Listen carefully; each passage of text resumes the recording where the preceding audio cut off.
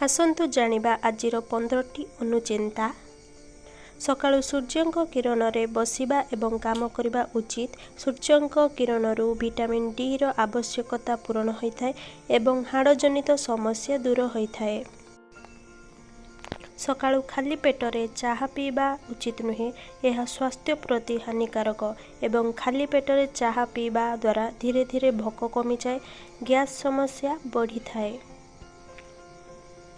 मंदार फूल एवं भृषंग पत्र को बाटी चुटी रे लगाइले चुटी कला होइथाय। एही हेयर पैक 30 मिनिट चुटी रे लगाई धोई देबा उचित। पानी पीबा संगे संगे तल को नईबा उचित नुहे।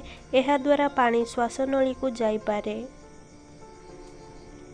सुस्थ रहिबा पई सुंदर देखा जिबा पई सबु बेले सतेज फल एवं पनीपरिबा खाइबा उचित। शरीर थकापण बा दुर्बलता को दूर करने को क्षीर रे सागु पकाई पियंतु किंबा सागु खीरी करी खांतु।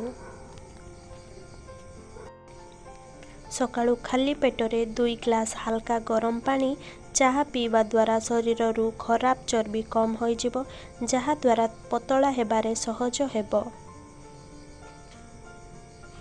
प्रतिदिन सकाळु उठी चुटी कुंडेबा द्वारा चुटी मजबूत होइथाय एवं काठ पानिया रे चुटी कुंडेबा सबुठारु भल होइथाय।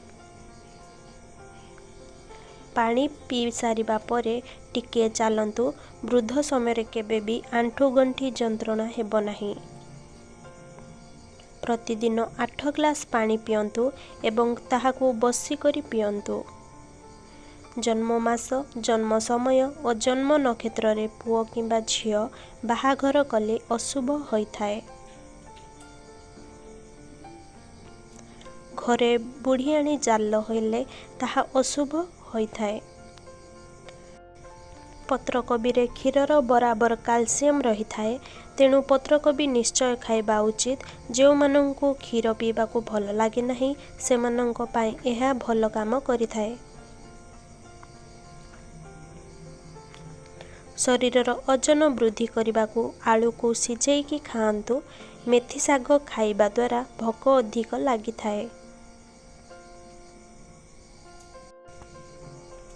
बासी मांस खाइबा द्वारा मनुष्यर आयुष कम हो जाए।